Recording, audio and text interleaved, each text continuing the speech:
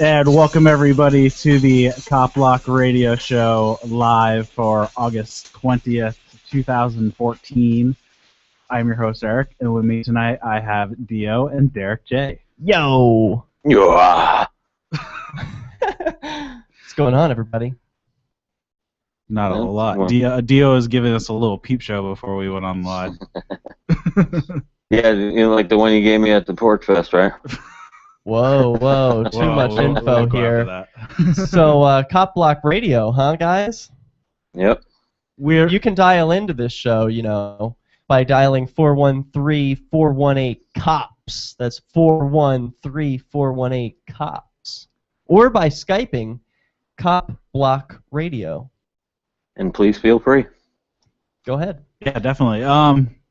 Yeah, so as far as CopBlock, I can't say now the only, because there's like at least 4 other podcasts that I know of that dedicate 2 hours a week to police accountability issues. But I can say the first. I'm pretty sure we're the first. Don't know, though. Yeah, way back since Mixalore. Yeah. What's the most important story going on? Still Ferguson. Ferguson. Everyone's still nuts. talking about Ferguson. I didn't expect it to have as big of an impact as it seems to have had. I didn't think it would have the longevity. Yeah. Why is that? What sets this apart? Some people are saying... Wait, what is it, Dio? It's because of what's going on. It's because of the position that the neighborhood has taken. It's because of the police firing at reporters and journalists, mishandling the case from day one. Because there's a hell of a lot of other cases that are getting overshadowed because of it, like Beaver Creek, Ohio, for example. Right. I think Ferguson would have died out a lot faster if their response wasn't so heavy-handed. Sure. So now it's not about the shooting anymore. Now it's about the response that they've taken to protesters. So that's why I think the longevity has come through, is because they keep instigating and continue their thug tactics. It's about so much more than what started it right now.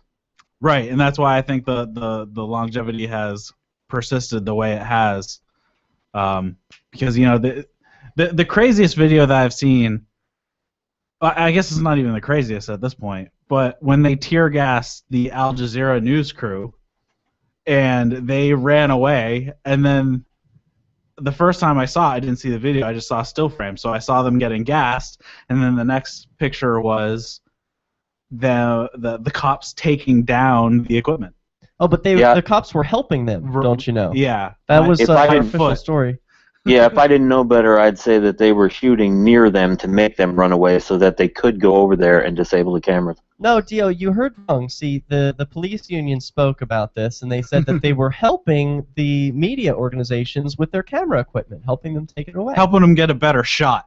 You know, I'm just a dumb Pollock in Ohio. What the hell do I know? Yeah, see, the police have the official story. Just don't ask any questions. But some of the pictures that have come out have also been really insane of people who have gotten hit by rubber bullets. Man, those things do some damage. Have you seen some of the pictures? Yeah, they have a huge bruise, and they have an open wound that's about 2 inches circle, and it's indented at least a half an inch. It is insane. Imagine getting hit in the throat or the head with one of those. No, I wouldn't like to imagine that at all, really. Sounds unpleasant. Yes. So what's the latest story? Well, still in regards to this, I saw an interesting post from Tech Dirt, and you know how the cops in Ferguson are using tear gas and rubber bullets and whatnot, and I didn't know this, but tear gas is actually a banned weapon under the Geneva Convention. Yeah, isn't that crazy? You can't use it in war, but you can use it against American citizens. Because that makes sense. But that's the same thing about that's the same thing with ammunition rounds. You know, you have to use full metal jackets in war. I don't know why are there rules in war. It's kind of contradictory. There are no rules. But exactly. But anyways, I mean, you're supposed to use full metal jacket rounds in war zones, but you can use hollow points if you're just killing your own people. You're talking about the country that invented the Civil War, man. Right. Pardon me. So I thought it was very crazy that I had no idea that tear gas was actually a banned chemical weapon in warfare, and yet they're using it on regular people who are just out protesting. Well, I have a crazy story of the week, which is that while we were reporting CopBlockRadio last week, a young man was being arrested named Wesley Lowry. Did you guys all hear about this? The story's almost a week old now, or it's exactly a week old, so it might have gone past your radar. Yeah, But well, while we were he was like the first major. Yeah, he's from the Washington Post. Right. He's a major reporter, got detained in Ferguson. This is exactly what was happening while we were reporting CopBlock last week. Take a listen. Your stuff, let's go. Stop videotaping, let's grab our stuff and go. Someone right to videotape you, sir? Hurry up, let's go. Please don't make her go to me. Let's go. You see me working. Please do not tell me not to use my It's time to go, let's go. Please not wear the gun. We're down about 45 seconds, let's go. So he continues to record bravely. And the police are in helmets and riot gear. Now, is the street... Let's go, let's go. I'm trying to We don't have time to ask questions, let's go. Close. Can I move my car? You can move your car if your car's out here, let's go. It is, that's what I was asking. You didn't have time to answer that? Let's Or go. you just being mean? Let's go. Or are you just being mean? Let's What go. a great question. Here's the door over here. Let's go. I'm aware of where the door is. Let's I like go. that he's You being can such a move. smart Let's aleck. go. Move. I'd like to use Let's the move. asshole. Let's move. Sir, Let's move this way. Here's the door. This way or this way? So that's your public servant, right? He's civilly serving that journalist. Right, and he's asking, hey, can I go move my car, or am I going to get arrested if I go out onto the street? He's like, I don't have time to answer questions. It's like, this is a basic question regarding this situation here, so you got to answer me. What the fuck do you want me to do? He answers it, and then the journalist is like, oh, you didn't have time to answer that? Or were you just being mean? It's like a real tricky trap of a question, but he's right. He was just being a thug. Right, and then at the end, he says, the door's this way or that way. So he gave him the option of either door, so... And then he starts pushing him like, no, you're going to go through this door. Right, and then he arrests him because he was going to one of the options that he was given. Seems really strange, the whole situation. Your thoughts, Dio? Cue the Benny Hill music right now. Yeah, exactly. I wish I had that queued up. But Yeah. that's exactly what it looked like, isn't it? Yeah, it was comedy crazy. video. It would be comedy if it weren't I'm happening in reality. I knew right off the bat because of the no-fly zone over Ferguson that was going to be that was strictly up for the journalists not to be able to fly the news helicopters over that place. So, I mean, I was worried about the journalist problem right off the bat. Yeah, speaking of that, not flying news helicopters, did you guys see the story? And this isn't something I put into the show notes, but it just came across my radar this week that authorities banned the use of camera drones in public parks. So places like Yosemite, like national forests, places where you would want to take video. You might want to take video of the Grand Canyon, let's say. So all national parks now have banned camera drones. When did this happen? This week.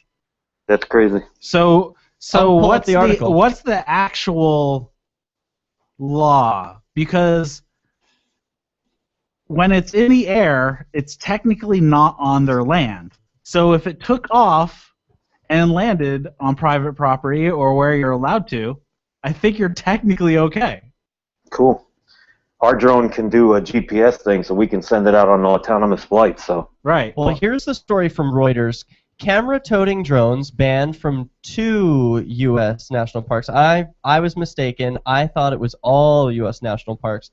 But here's the story from Reuters, just a brief blurb. 2 U.S. national parks have banned remote-controlled miniature aircraft from their airspace, saying camera-toting drones can frighten wildlife and even disturb the nesting habits of birds. Well, maybe they have a fair point. And the really funny one is one of the national parks, I think if you scroll down a little bit, is out in the desert. Whoops. So what the hell's going to be out there anyways? All right, we have to head to break. You are listening to the CopBlock Radio Show on LRN.FM. Almost. On LRN.FM, we talk a lot about alternative currencies. Did you know that now you can buy gold, silver, and other precious metals with bitcoins? LRN.FM has partnered with Amaji Metals to bring you great prices on beautiful .999 fine silver, as well as gold, platinum, and other metals. Check out their selection. Hey, I missed that. What was that? Or I Federal gotta Reserve take the headphones out a minute. Okay. Hey, wait a minute. Can I still hear you if I mute the ads here? Like that?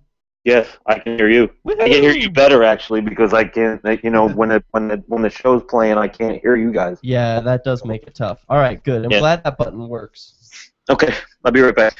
Great. But in the meantime, I'm gonna play ads.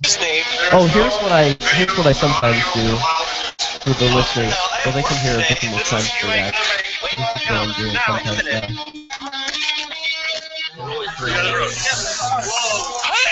Oh my God! Unbelievable! Because you scared me. What am I being paid for? You're being served. What is this? You're being served. What is this? Bureaucrats have a funny way of telling people no. That's the sound of the men working on the chain. Derek J's Victimless Crime Spree. Watch it for free and order the Director's Cut DVD at victimlesscrimespree.com. The three most important things you can do for LRN.FM are: 1. Let your friends know you're listening to LRN.FM on your social networking profile. 2. Buy the things you buy online through shop.lrn.fm. 3. Give $5 a month to the AMP program at amp.lrn.fm. It's my firm belief that the AMP program is the best use of your charitable dollar among liberty-oriented groups. Support all your favorite organizations, but make sure you give $5 a month to the AMP program at amp.lrn.fm. When I found the Free State Project, I knew it was the key to achieving liberty in my lifetime. It's awesome to be surrounded by like-minded, freedom-loving activists who've moved here to New Hampshire. From politics to civil disobedience, we have it all. Where I came from, it felt that no matter what I did, liberty was dying. Perhaps you feel the same way? Call 888-377-2515 now to learn more about the Free State Project. That's 888-377-2515 or visit freestateproject.org. If you can't listen to the Liberty Radio Network's internet streams, free satellite channel, or radio affiliates, no worries. You can listen to LRN.FM from any phone, anywhere. Add this number to your phone, 213-493-0309. It's a long-distance call, so make sure you're familiar with your phone's calling plan. The Liberty Radio Network listen lines are locked into our stream 24 hours a day. Call 213-493-0309. That's 213-493-0309. When commercials come on, don't push the button. Instead, listen. Even if you don't sell things for a living, you're still selling in the various conversations and transactions that make up your busy day. With money and attention so scarce now, effective communication skills have never been more important, especially if you're a job seeker. So take a lesson from Madison Avenue. Often the fewer words, the more effective the message. Like Jiffy Lube, where you never need an appointment, or the Office Max ad that says, you supply the ambition, we supply everything else. How about online ticket broker StubHub.com, the way in when it's sold out, or CyberCupidMatch.com's seductive, go ahead, it's okay to look. How cleverly and succinctly can you distill your message? For more tips, hit survivalspeech.com. I'm Holland Cook. While our satellite channel is free to listen to, it's not free for us. You can help us cover our satellite costs with the chip-in on the right side of the page at lrn.fm.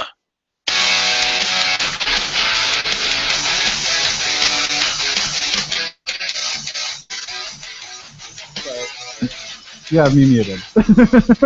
Welcome back to the CopBlock Radio Show live on LRN.FM. I'm your host, Eric, and with me tonight I have Derek J. and Dio. What's up, guys? And Dio's back. We haven't heard him. Yep. Over the commercial break, so all right. So you want to finish up the story on the drones being banned? Yeah, let's talk about these drones because I love these things. I think they really are one of the great equalizers that technology. What's that? They're beautiful. Yeah, not only are they beautiful, they put police and like huge mainstream media organizations and independent journalists all on the same level, right? We all have the same access now to video from the sky, which is pretty incredible when you think about it. For less than $1,000, you can pick up yourself a drone like this one.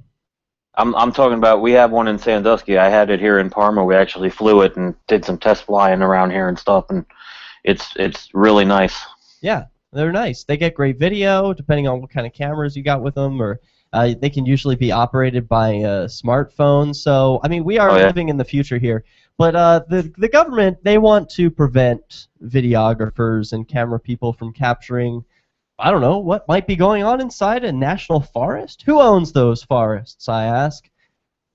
People. Well, that's up for debate now that we see these restrictions. So, according to Reuters.com, Zion National Park in Utah warned visitors on Monday not to bring drones, saying that the miniature aircraft have buzzed through canyons, scattered a herd of bighorn sheep, and noisily zipped along walking trails, disturbing hikers. Oh no. You know, the wildlife could never adapt to things whizzing past. I'm sure that's an unfamiliar circumstance for the herds of bighorn sheep. I mean, really, there's hikers and stuff out there. I mean, how much more in your face can you be while you're on the ground getting up there? Right. If you're out in the air, who cares? It's like a buzz that sounds like wind. Big friggin' deal. Yeah. Oh no. The deer are really gonna have a trouble with things whizzing by their heads, aren't they? Yeah, it's stupid. So it continues that Zion's action comes a few days after Yosemite National Park in California issued a similar warning. Quote, "I've seen drones buzzing in a meadow where people want to listen to birds sing or the sound of the wind in the trees," Yosemite Ranger Scott Gittiman said. Those dang kids with their drones, they want to take pictures, it ruins the sound of the wind. I mean, who gets to decide here? Because it's not private property, so they're just deciding we need it to be completely silent in the park. I mean, what if someone's singing in the park? Are you going to tell them to stop? Yeah, and friggin' Yosemite, I mean, there's massive cliffs and whatnot, and there's always rock climbers and stuff on them. So who are you bothering? The birds? Really? There's already rock climbers 2 inches away from the birds. The helicopter flying by isn't going to be a big deal. So what's the penalty going to be on this, I wonder? So it says both Zion and Yosemite cited a federal rule that allows the use of the aircraft in the parks only with permission or for emergencies. The penalty, because there's got to be a penalty. If they're telling you you can't do something, there's always got to be some enforcement, right? Some threat of violence. So what is it? The penalty for violating the rule can be up to 6 months imprisonment and a $5,000 fine, according to the Zion news release. What do you think about that? 6 months in jail and $5,000 for capturing video from the sky. And the victim is who? Well, the government, of course, and the birds who wanted to hear perfect silence. How the hell is the government even a victim in this case? Well, they told you you can't do something, and you flagrantly disobeyed, and that hurts their feelings. Oh, douchebags. Well, they have the right to make all the rules because they have all the guns, you see, and that makes it right. Well, on the note of drones, I am totally missing the article, unfortunately. But did you see, you know how Tom Zebra flew his drone over the LAPD parking lot, and then eventually they're like, we can't do anything about it. Do you want that video? It's completely... No, it's not this one. It's actually, a couple days later, he was flying his drone over a Navy installation of like a ship that was docked. Yeah. And it was on some park property, and they have since taken his drone. Oh no! They stole his drone. They stole his drone. Wow. Unfortunately, I cannot find these specifics on it. So we got a question from the chat room. Is it true the Ferguson police cannot release dashcam video because it's part of an ongoing investigation? I have seen that the Ferguson police don't have dash cams. Yeah, that's what I thought. Yeah, so they don't have dash cams, they don't have wearable cams, they got no accountability. Right, and that's exactly how they want it. Right, exactly, yeah. Because didn't this cop somehow, we forgot to mention this, the cop got injured. Like, this wasn't announced right up front, that he supposedly went to the hospital, was injured. We heard this like 3 days later. I'm just hearing this news now today. But don't they just go to the hospital for a bug bite? Well, it doesn't matter what they're going to the hospital for, yeah. But if he did go to the hospital, this is something we would have heard from day one. Right, exactly. Oh my gosh, there was an altercation. The cop ended up in the hospital. I mean, yeah, we needed, of course, to kill the man because he was hospitalizing one of our own. But no, that didn't even come out until days later. It sounds fishy to me. Well, right. You think the whole strategy would be to at least put out a story that makes them sound justified. And as pieces fall away from that story, so be it. But why would they start off with a story that makes them look horrible? Yeah. And then try guy. try to justify it afterwards. They should justify it first if they were actually smart about it, and then deal with anything after that. But it's kind of like they released that store footage, a week later. It's like, really? Yeah. It's taken this long and for you to talk about it? And the store footage was irrelevant after all, so it didn't even matter. Well, right, and the owner of the store said that no one from the store called the police, so... Yeah, it was just the media, apparently, who was requesting that through Freedom of Information Act requests. So the police were like, well, there's nothing on there, but we'll give it to you anyway. And then the media ran with it, like, oh my god, it's Michael Brown, he got in an altercation. No, that wasn't the story that actually happened. Right, but that was the whole thing. It's like, where's the dash cam? It's like, they don't have dash cams. Yeah, there's a problem. So not only did they not just delete the footage, they actually never took the footage to begin with, because that's how they roll. So this Tom Zebra incident where they stole his drone, did that happen in San Pedro, California? Yeah. Oh, okay, excellent. So we've got like a clip from that here. Well, it's you got 24 minutes of clip. Yeah, what's the relevant part? We'll figure that out, and then we'll come back with you. But yeah, it's really nuts. So that's why I was saying that, well, if you take off from private property, fly over into one of the parks, and then fly back and land, since technically if you're in your airspace, you're not technically on their property. Right. So that's an interesting they probably get around it. All right, you're listening to the CopBlock Radio Show. We'll be back on LRN.FM. Did you agree? Did you totally agree? I'll bet that you did. But did you read the agreement? There are 7 billion people on Earth, and there are over 6 billion active cell phone accounts right now. And every one of them came with an agreement. Billions have already agreed to allow entities that they do not know to use and abuse every feature of their mobile devices. Your computer activity is monitored and archived. Your car is tracked, and even your face is scanned. The current power structure grows more fearful every day of your desire for anonymity, independence, free association, freedom of movement, freedom of expression, and your freedom of thought. And entire categories of humans will be targeted. And if they, them, those that won't leave us alone determine that we are not within their control, then we will be categorized as out of control. FreedomsPhoenix.com will launch the next phase of the Levolution by the end of the summer of 2014. And if you have to tell your neighbors about it, then we did it wrong. This Your Family Today tip is brought to you by Lil Drums. Every bit as fun as a full-size Nestle drumstick cone, and definitely cuter. Visit us at drumstick.com. Vacations are all about family time, but you don't have to leave home to have fun. Take 1 weekend a month and devote it to family activities. Pull out the board games and puzzles, serve up some treats, or have a picnic. Even without leaving home, you'll feel like you've really had some time away. For more tips like these, visit us at parenthood.com/yourfamilytoday. Free Talk Live. Is it ever appropriate to use violence to oppose the state? I can't say I would blame somebody for wanting to meet the SS at the front door with the clubs and the guns or whatever they could to defend their family. I wouldn't blame them. Gandhi went to jail. What if he had met the English at the door with shotguns instead of going to jail? I don't want to talk about this anymore. because, it's just madness. I don't need to be playing these scenarios out where what am I going to do if this happens, or what am I going to do if that happens? It's not a good mindset. I'm going to get the chainsaw out and cut a couple of trees across the driveway, and I'm going to sit out there with a 50 cal, and I'm going to pick them off. I'm going to pick them off.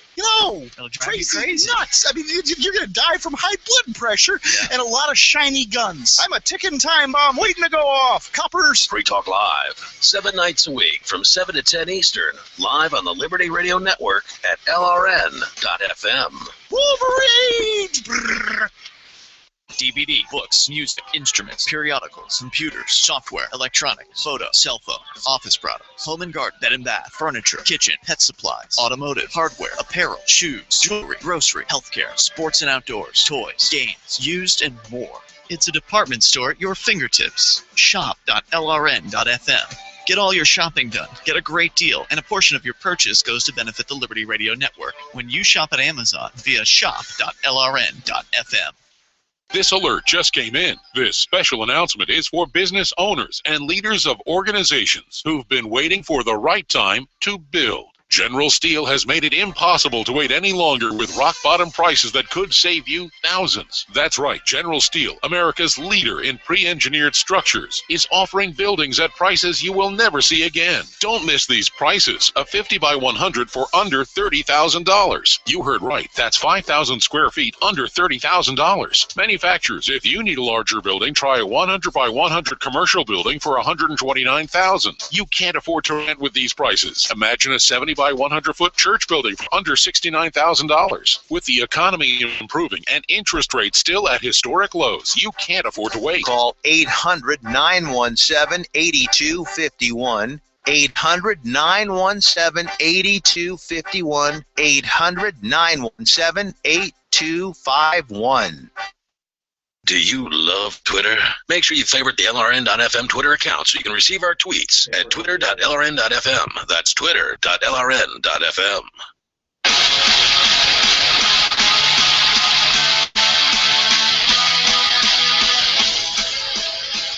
And welcome back to the CopBlock Radio Show live on LRN.FM. I am your host, Eric, and with me tonight I was going to say Scott. Scott ain't here, Maine. Derek J. Yeah, Derek J. And Dio. Lord. Hey, and we forgot to mention, but it's possible to watch this show at derekj.me. We're actually broadcasting video and audio there. There's also a chat room built in, so you can join in with other listeners and talk about CopBlock stuff. That's what they're talking about in the chat room. Actually, we got an announcement from Dio in the chat room about what Jacob Crawford of We Cop Watch is doing in Ferguson. Yeah, Jacob's out there. He's in Ferguson right now, and I had a chance to meet Jacob at Porkfest and stuff, and became really good friends with him, and he's a really good guy. He's out there to help those people, so they're out there trying to get funds together to get cameras for all the people out there that are on scene right now so that they can, document the events of what's going on as they happen. So he's got I put the link up in the chat room there for a GoFundMe thing for cop watching in Ferguson for how to donate to get them some more cameras and stuff out there. And what kind of video are we getting back? I mean, he's handing out video cameras. What have you seen from that? I think they just started, so I don't think they actually have any handed out yet. But there's pictures up on CopBlock and stuff like that about them doing it and everything. We got a question from the chat room. What if all the people in Ferguson stopped paying their taxes? Would that topple the city government and make them reform the police? Well, that'd probably be the case everywhere, but. Well, not instantly though. It would take time to happen. I'm sure they have reserves of cash. Well, what do you think? Do you think that's a good option? Yeah, it's always a good option to stop paying your taxes. I mean, that's where they get the money to do these things from. Can I be persnickety with you, Dio, and say, whose taxes? Well, I don't know whose taxes. Don't start like that with me because I don't really have all that kind of knowledge. I'm not that familiar with all of it. I know I don't like paying taxes. So. I know, and I prefaced that with saying I was being persnickety because I'm just picking on you because I think it's important to use like language that doesn't give them the benefit of the doubt. Yeah, like, I understand. when they say pay your taxes, it's like, how did I ever come under this obligation? Did I ever sign or agree to anything? I don't remember doing that. I sure didn't. So I don't call them my absolutely taxes. Yeah. That's their taxes. They can have them. That's their system. I don't have a part of it. Well, of course, one of the problems is unless you own free and clear, then you're going to have a problem anyways. Because your mortgage company, probably when you took out the mortgage, you agreed that the taxes would be paid. Yeah, you're already paying it when you're paying your mortgage, yeah. So Right, some people have made an agreement to pay taxes. Then you're saying? Well, only to the mortgage company. Okay. So the mortgage company, requires you to pay taxes because obviously the government will then come kick you out of the house, and then the mortgage company suddenly no longer has a piece of property for collateral. So do you think that's legit because it's an upfront agreement that you can opt into? Whoa, nobody said it was legit. Well, right. I can. Said that that's the way it is. I mean, what are you gonna do? You gonna defend your home and keep it against them when they send the armed guards to get it from you? I mean, that's a suicide mission. So I mean, if you're down for that, then sure. But if not, then you're gonna give it up. But there's no rule that says you have to get a mortgage. You could live in a smaller home or rent or own. Well, I mean, I don't know how it works exactly, but isn't there some kind of part? Isn't there a part of the agreement which you agree to pay property taxes? Not when you own. Home. Not if you just buy it outright. You don't contract with the city for anything when you just buy something outright. So. Yeah, but what if you pay? I mean, even if you pay your mortgage off, at that point you're free and clear. So how come? At that point, you are then completely in control of whether you pay the tax or not. But that's what's happening to the Shire Free Church here in Keene. Get it from you is what I'm saying. Yeah, that's what's happening to the Shire Free Church here in Keene, and what's also happening to the Peaceful Free Assembly Church in Grafton is they used to have tax-free status as a religion, and now they don't. The city government took that away. Now they're not tax exempt, and the building has to pay taxes. Well, if they don't do it, what's going to happen? Are they going to send police with guns to come and take the property? And if so, what are they going to do with it? Well, they absolutely are. What are they going to do when they do that is my question. Well, the answer to that are they going to send men with guns? Yes. Yes. They will. Eventually. So what's the peaceable way to respond to that? Just occupy it with video Leave cameras? the house. I mean, what are you going to do? Well, you could invite all your activist friends to make sure... So what I would do if I owned a property like this, I figure everyone could have their own different method, but I would make sure that I invited all my friends, had pizza and soda and beer or whatever, and I would ask no one to bring any weapons. No weapons. It would be a totally peaceful zone, and I would publicize that, so I would let the police know too. And we would have tons of video cameras, everywhere. Live streaming, some hardwired to DVRs, some broadcasting wirelessly out. We would be so covered in cameras that every angle of that capture would be publicly available to anyone who wants to see it. Right, but then you got to weigh the risk and reward and the outcome of that. Is it worth, being a martyr and nothing happening?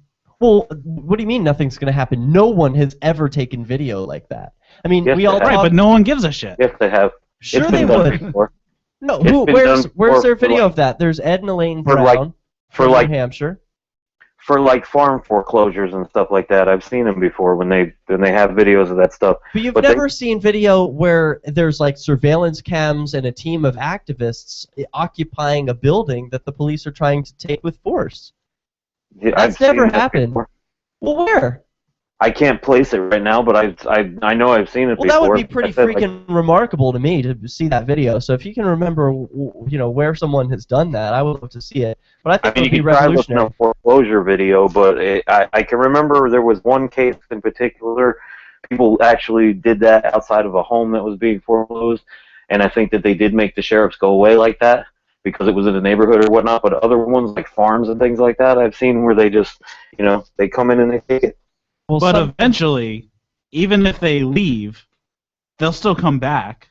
It's an eventuality, and you're not gonna be able to keep an occupied building. Right. That is what an happened. Extended amount of time. That's what happened with Jay Noon. Is Right. Although he's a volunteer firefighter and refuses pay for his services, he also doesn't pay taxes to the town for his property. And they decided to take his house just because of a couple $1,000s that he supposedly owes. And even though there were activists there to occupy the building the day that the sheriffs arrived, they just came back another day. Right. And They will wait you out. And even though he wasn't taking pay for the job. Yeah, that's a whole nother topic, and that actually, the pay that he refused would have actually covered his taxes. More than covered his taxes. More than probably. Yeah. But yeah, that's the problem. They'll outweigh you because they're going to get paid regardless if they're sitting around doing nothing or they're out doing something. Right. Sitting around doing nothing is probably preferable to them because they're still getting a bunch of money to do nothing. Okay, so my solution wasn't so great. What's the right solution though? I mean, I'm. No, your solution. I like your solution. I'm just saying that the realistic outcome at this juncture is unfavorable. Your shit. Yeah. Well, what can free people do to maximize the opportunity that we know what the police are going to do. It's a matter of time. So how do we prepare ourselves to get the most benefit out of what they're going to do? Well, the way to do that, I think, is to work to get rid of the police or be able to get a bunch of free people into one town so then they can all stop together and make the whole thing useless. Worms. Hey, 413-418-COPS if you have a story about refusing to pay your property taxes. Or Skype us, CopBlockRadio. Are you a political activist who does things that the government might not like? Then this free ebook may save your life. Rats is your guide to protecting yourself against snitches, informers, informants, agents provocateur, narcs, finks, and similar vermin. Rats was written by OG libertarian Claire Wolfe. Rats is a short book, easy to read, and available free in many formats. Download Rats free at rats-nosnitch.com. That's rats-nosnitch.com. Free Press Publications is an independent alternative media and publishing company founded in June 2009 with the mission of ensuring a free press for the freedom movement and is committed to spreading the message of peace, freedom, love, and liberty. FPP also gives new authors an avenue for publishing freedom-oriented material. FPP brings you daily news and commentary at fpp.cc, as well as weekly news in the FPP Freedom Minute and Peace, Love, Liberty Radio at fppradio.com. The monthly newspaper FPP News at news.fpp.cc and books at shop.fpp.cc. Find FPP online at fpp.cc. That's fpp.cc, as in Creative Commons. Did you know that you can listen to LRN.FM 24/7 via our free-to-air satellite channel? From Mexico to Canada, our signal covers nearly all of North America. All you need is a view of the southern sky, an affordable receiver, and a dish as small as 30 inches. There are no monthly fees. Learn more at sat.lrn.fm. Plus, if you're a broadcaster or want to be one, this is a good delivery method for our content. See our coverage map and get details at sat.lrn.fm. That's sat.lrn.fm. If you want to move to the free state and you're looking for some real estate, well, I know a guy who's really great. It's the realtor Mark Warden. Do you want a home with 20 acres, a lakeside cabin, any takers for renters, buyers, and sellers too? Mark Warden is the guy for you. PorcupineRealEstate.com. Here's a chance to do a little activism while you're cruising Facebook, Twitter, or Google+.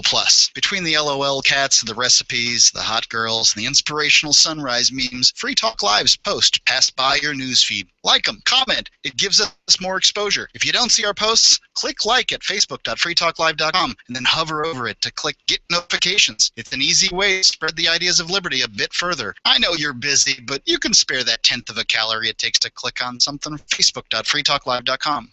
On Free Talk Live, we're bringing people to the ideas of liberty every day.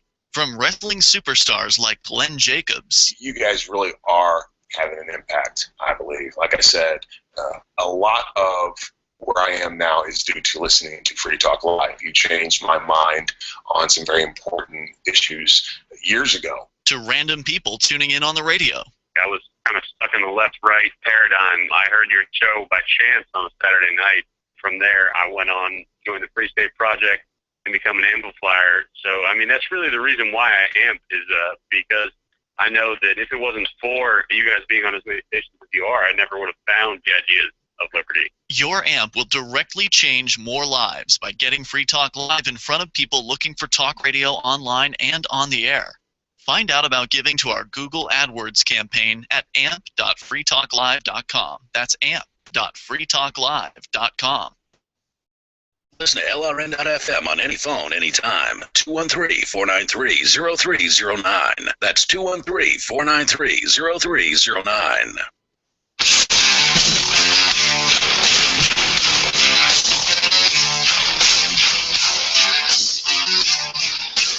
And welcome back to the CopBlock Radio Show live on LRN.FM. I'm your host, Eric, and with me tonight I have Derek J. and Yo. Hello. I forgot what we were talking about before we went to break. 413-418-COPS or Skype us. Send a contact request to CopBlockRadio. It'll be accepted, and then we'll put you on the air and share your cop story. And actually, the post, I always forget to mention it, but if you missed some of the show or you want to listen later or listen to our archives, you can go to copblock.org/podcasts, and you'll see all the archives there, and then the show will be up there hopefully tomorrow, and then you'll be able to go from there. Because somebody actually asked in the post saying that we were going live, asking if there would be a podcast, so... Yes, there will be. There will be. That's good news. It'll be all over the place, so it's working out well. It will be everywhere.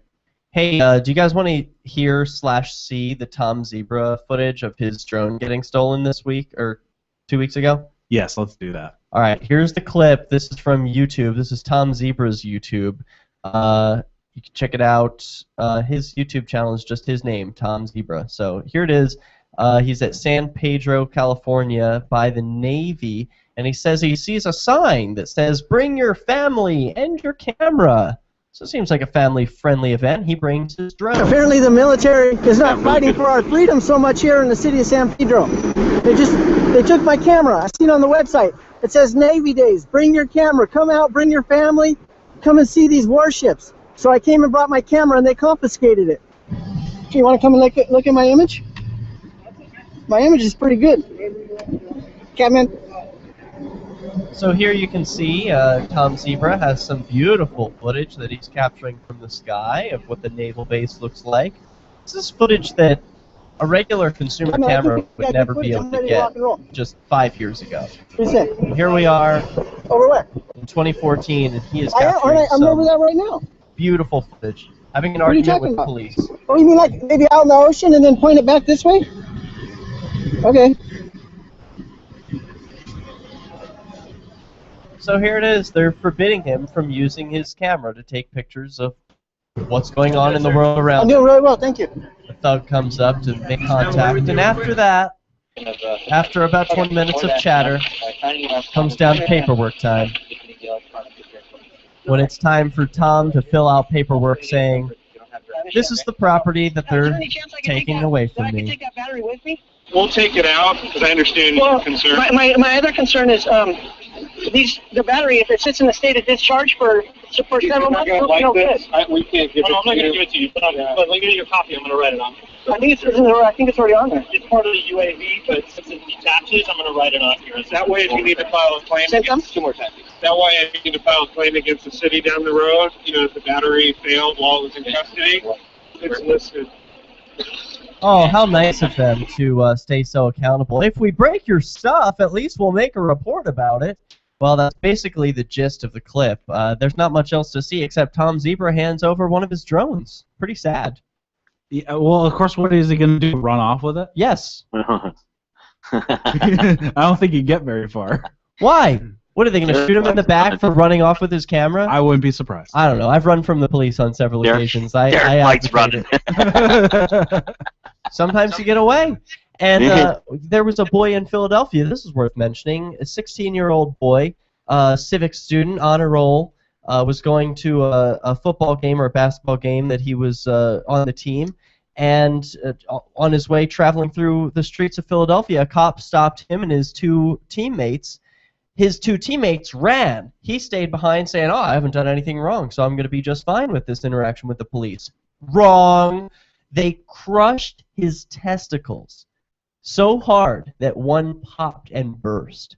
This 16-year-old boy, who may never walk the same again. I don't think I'm going to walk again. May never have children, and he didn't do anything to deserve that. He was totally innocent. His two comrades who ran, they got away. Nothing happened to them.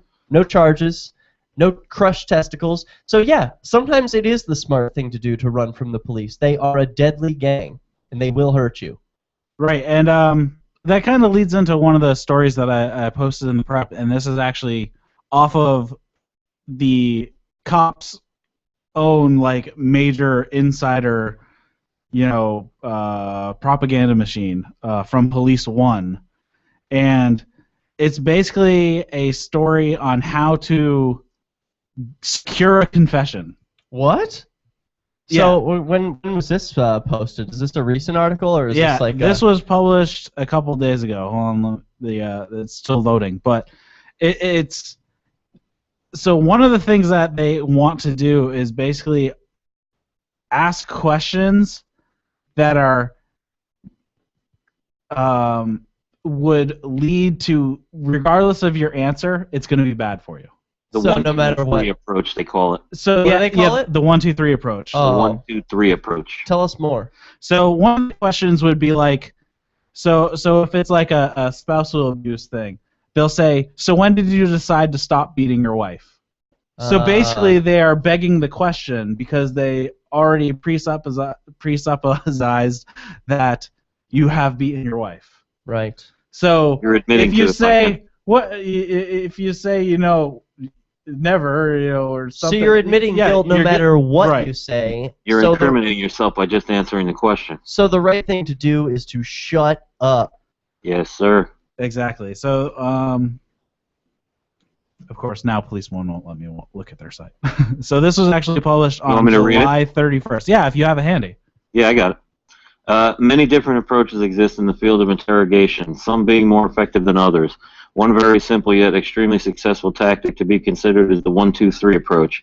It has proven to be particularly valuable in obtaining initial admissions from the offender in a very subtle manner.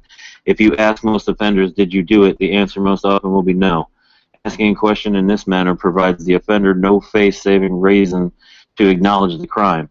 But if during the interrogation the subject appears passive, offering little resistance, you may consider trying the 1, 2, 3 approach. This method is very similar to asking an alternative question in which the subject is presented a two-sided question. One side of the question offers a more socially acceptable reason for committing the crime, while the other option appears more socially unacceptable. Now this is where it gets nuts. Okay, you ready? Did you start the fire out of frustration, or were you trying to kill someone? It was out of frustration, right? If the cop accepts either option, he or she has made an initial admission to the crime, but will more likely accept the more positive side of the alternative. So that's sneaky. That isn't, yeah, no kidding. That's like beyond sneaky. It's like, this is basically 101 on how to secure a false confession. Why didn't they just put, if they're diabetic, don't give them their insulin and until they give it up, because that happened recently. Well, truth is a lower priority than getting a confession. Well, yeah. And making convictions when your financial incentive is to fill up cell blocks. Sure. So, sure. Not only just to fill up cell blocks, but they're not just under pressure just to get the quotas filled, but they're also under pressures to solve cases. Like people get outraged over murders that happen in their communities, and they want the person who did it. So they're under pressure to solve that case. So just give them somebody is basically the approach. Yeah, it doesn't matter if it's right or not. Yes, exactly. As long as you have an answer, it doesn't matter. Right. Just look at the case of the Central Park Five. That's exactly what happened. Or the story of the hurricane by Bob Dylan. He has an awesome ballad about a man falsely accused of a murder just because he was black and in the wrong place at the wrong time and an easy target. Mm-hmm. Right, and I don't know how you can say that, after 3 days of interrogation, that you can say that was not a coerced confession. Right. It's like, sure, you held him hostage for 3 days. What do you think he was going to friggin' do? Eventually, everyone has a breaking point where they're just going to admit to it just to make it stop. To take it a step further, the Central Park case, those kids were kids. They were questioned without their parents present as well, and without their parents' permission. Recap the Central Park 5 for us.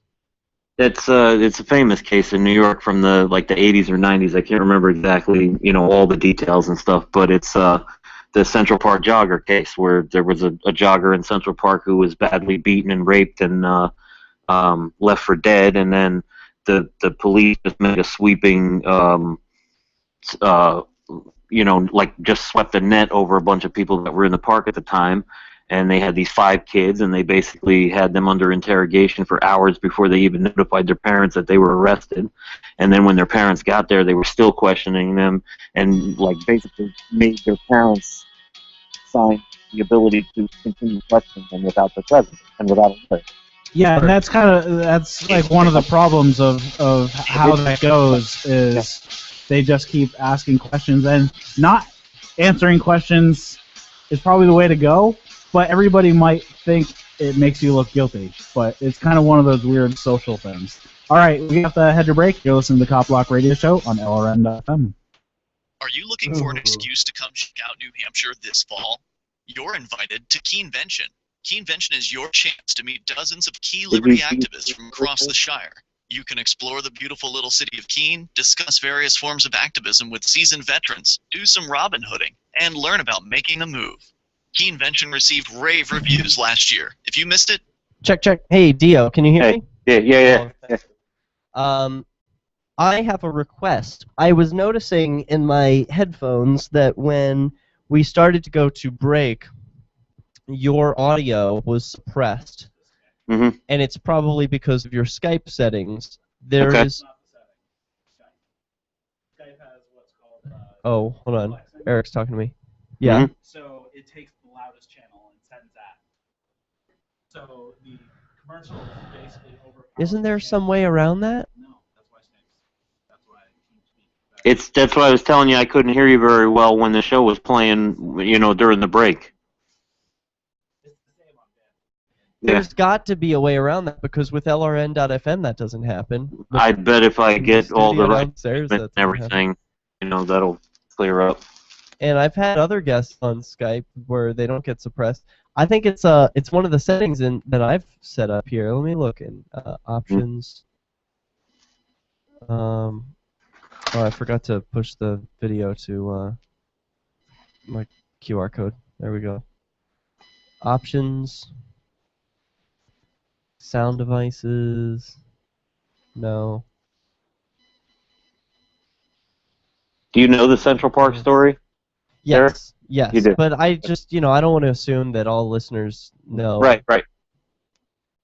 Yeah, I was wondering if you were asking because you didn't know. No. Display technology. I don't see a feature for it yet. Hey, that sound is familiar. I might want to take a break, too. There's no break about it. It's ongoing. I'm never far from it. So. Oh gosh, jealous. Ain't the best in the world, but it'll get me by. Fair. Yeah, I'm not seeing anything in the sound settings that I guess because TeamSpeak allows for constant speaking, no suppression. Yeah, I mean, it's not really a big deal to me. I mean, I just won't talk when I know the music is going to start playing and whatnot. Yeah, but I wish you could. I wish that would be allowed. Yeah, but it's a small price to pay. It's cool. Yeah. All right. Rad. You know, I'm good with it. Cool.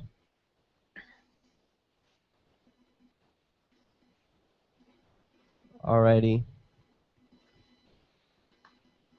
Well, we got our long break here, so I'm gonna take a walk around, get some water, stretch my legs. Just go ahead and turn the music back on when you're ready, you know. Yeah, I'm gonna put the ads back on. The life of this American citizen, Obama, depends on your next decision. Friday evening, the U.S. Department of Justice released a heavily redacted memo that deals with the targeted assassination of American citizen Anwar al-Awlaki. The Justice Department was responding to a lawsuit filed by the American Civil Liberties Union and the New York Times that sought to uncover the legal justification for the drone bombing which led to his death. The memo was written on February 19, 2010 by former Assistant Attorney General David J. Barron, who is now a judge on the First Circuit Court of Appeals. Barron asserted that killings in self-defense is not assassination. Although al-Awlaki was an American citizen, the memo states that applying constitutional rights to a trial in this circumstance could significantly disrupt the ability of the political branches to respond to foreign situations involving national interests. Israel's new health minister, Yael German, has announced that she will oversee a ban on water fluoridation.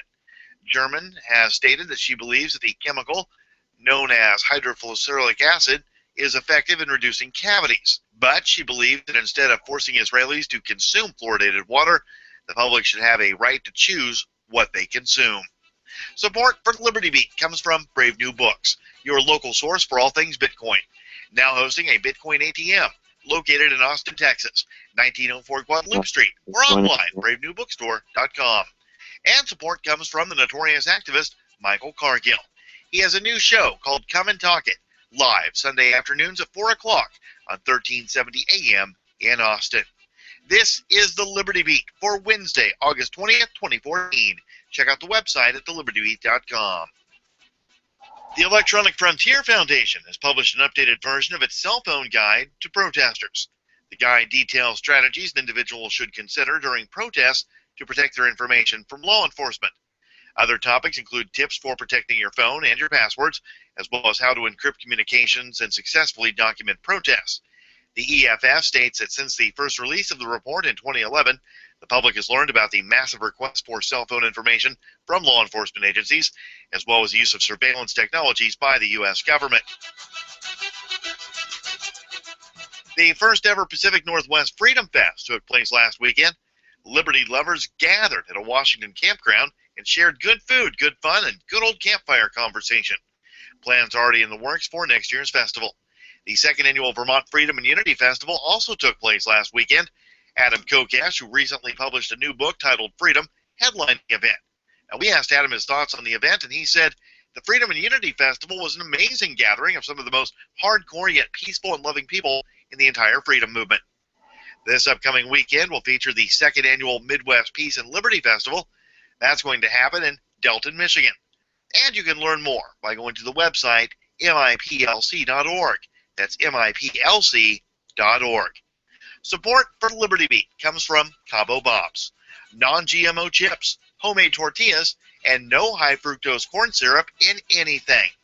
Visit them at one of their 2 locations in Austin, Texas, 500 East Ben White Boulevard and 2828 Rio Grande near the UT campus. This is the Liberty Beat for Wednesday, August 20th, 2014. I'm Brian Hagan reporting, reminding you, spread liberty with a smile.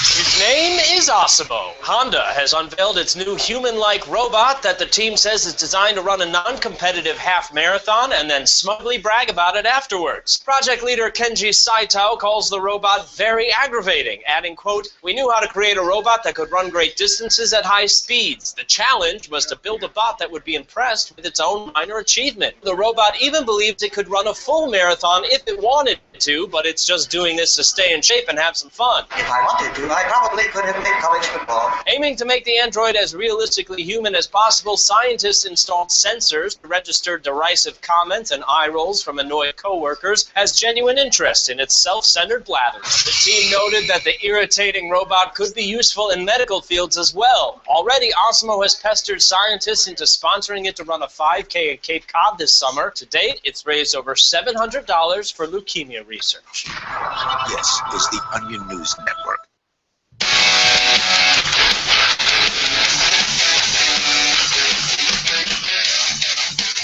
And welcome back to the CopBlock Radio Show live on LRN.FM. Or you can see the video of me and Derek at derekj.me. That's right.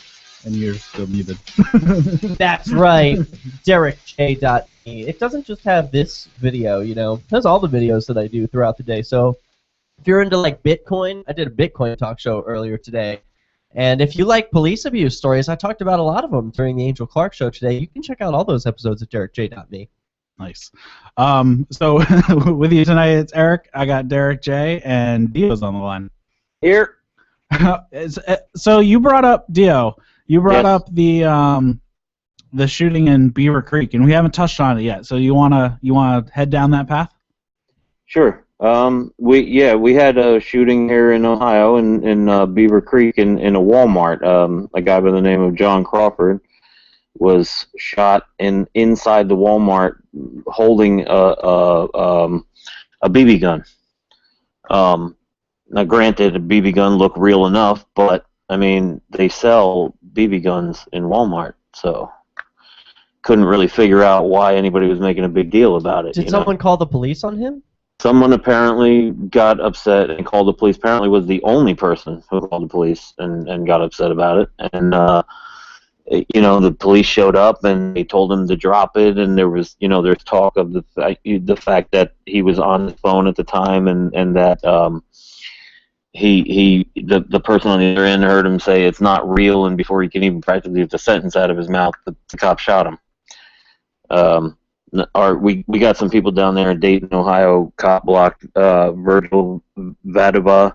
He writes for the Greene County Herald, and he's written a few articles that we have. I had him in the show prep there for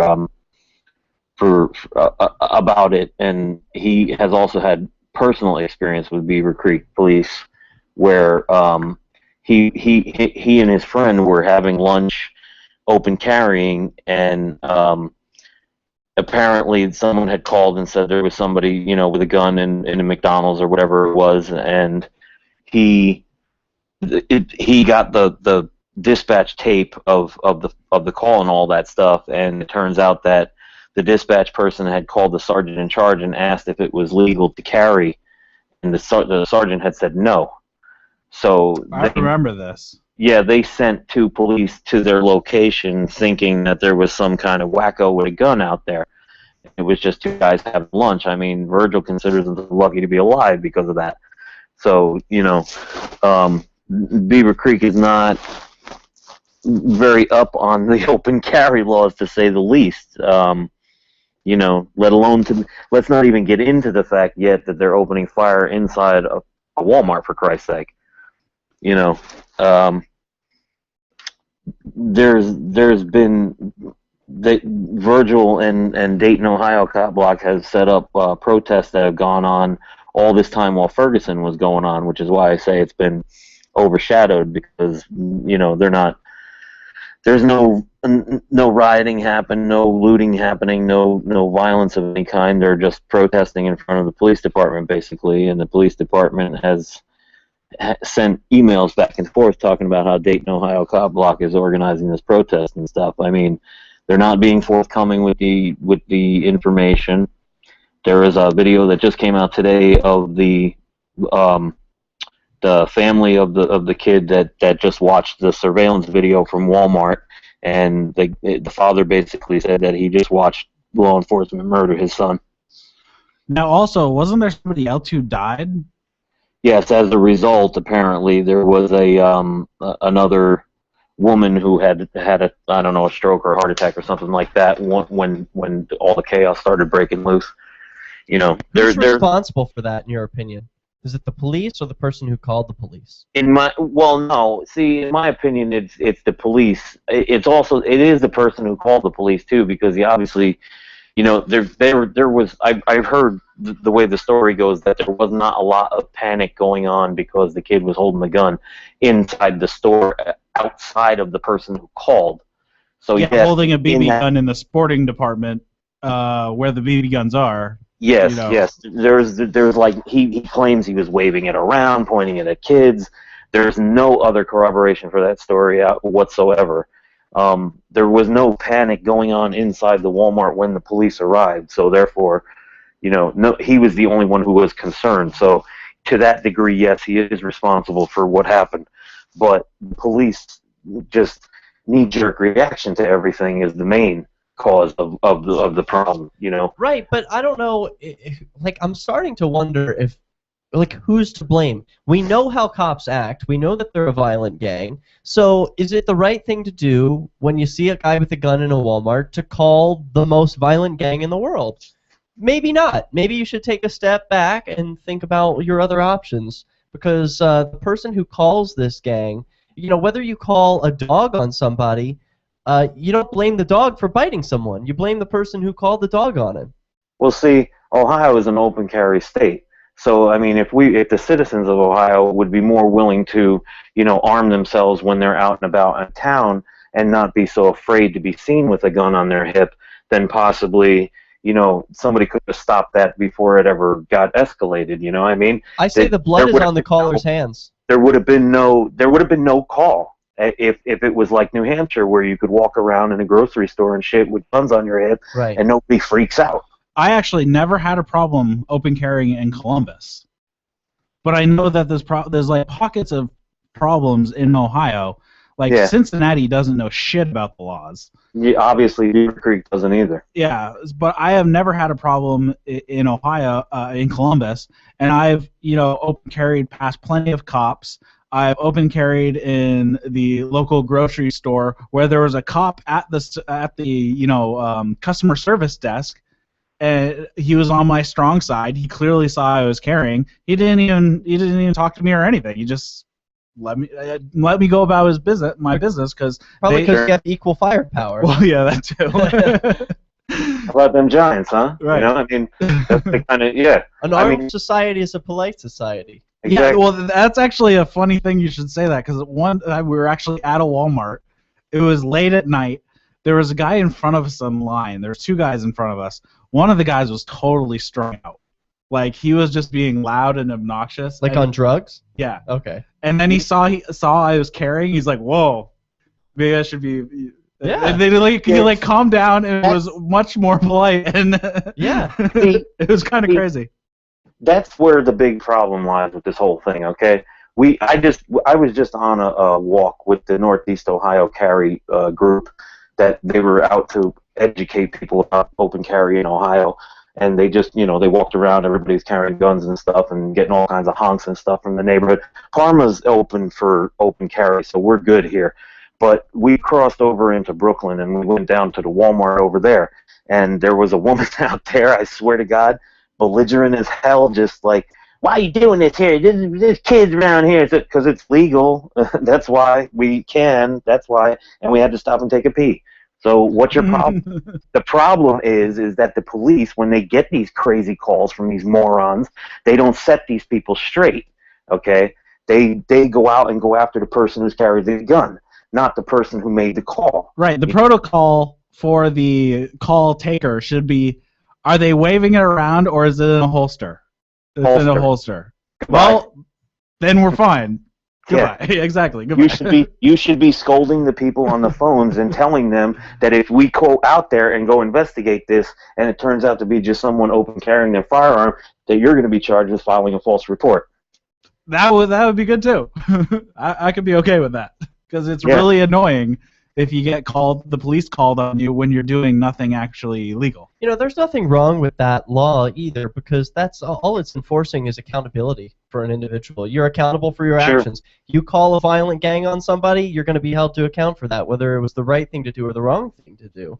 I mean, I think in a crisis situation, people are going to say, well, oh, if you charge people with a crime for false reporting, then people aren't going to report the real crimes, you know, when they're in actual danger. Bullshit. I'm in actual danger. I'm calling the police. I'm calling everything I've got. Right. But that's when there's actual danger. Yeah, but when there's an actual threat. Not when you're like, oh my god, I'm from Massachusetts and I just came to New Hampshire to go shopping and I see a gun. I'm freaking out. oh boy. Nope, you're going to be held accountable for that. All right, we have to head to break. You are listening to the CopBlock Radio Show on LRN.FM.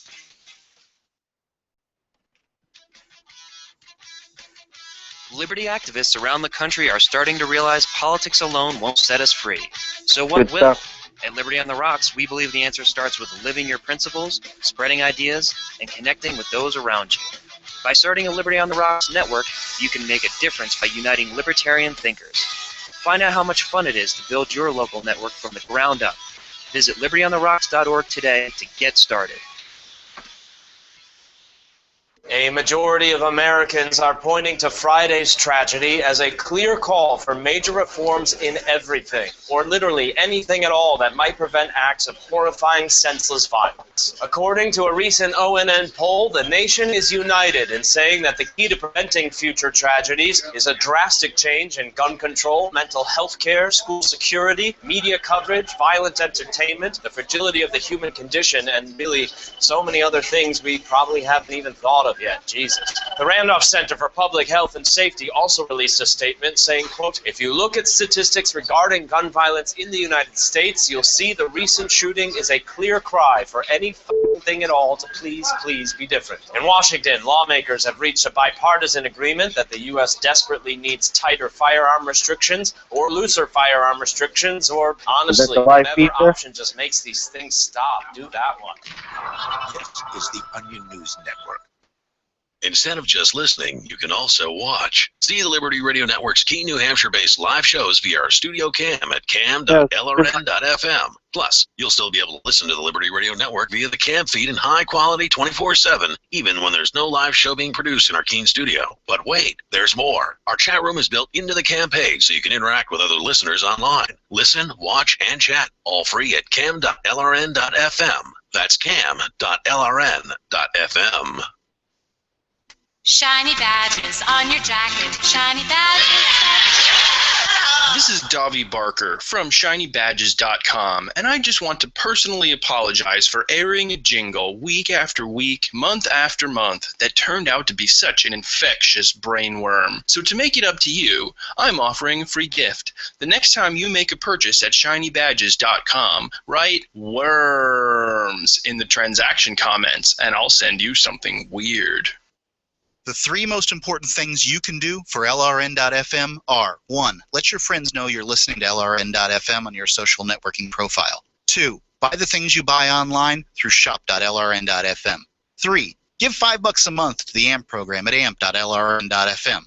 You'll likely buy all kinds of things online. Amazon is the largest online retailer. You can get what you need at the same great prices, and LRN gets a cut. Please do your online shopping at shop.lrn.fm. What if the key to achieving liberty in your lifetime was to move together with others who think like you? Liberty activists are joining the Free State Project, which is over 70% of the way to its goal of 20,000 participants. And they're already making the move to New Hampshire. The successes are piling up and are proving the Free State Project is a real movement and no longer just a great idea. When you're planning your move, consider Keene. Keene is famous for its civil disobedience and non-cooperation, and there's plenty of political opportunity as well. From demonstrations and vigils to outreach and volunteering, there's a lot going on in Keene. Keene is the liberty media capital of the world, with television, talk radio, and more, all originating here. Though it's more than just activism, with regular social events each week.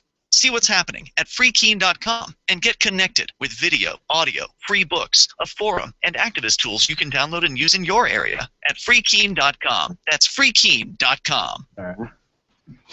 You can interact with other LRN listeners in our message board at forum.lrn.fm. That's forum.lrn.fm.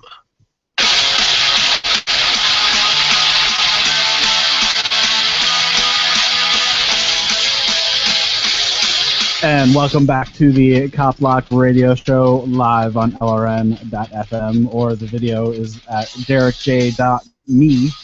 I'm your host, Eric, and with me tonight I have Derek J. and Dio. What's up, y'all? Hey, did you know you could call into this show? 413-418-COPS to get on the air, or Skype CopBlockRadio.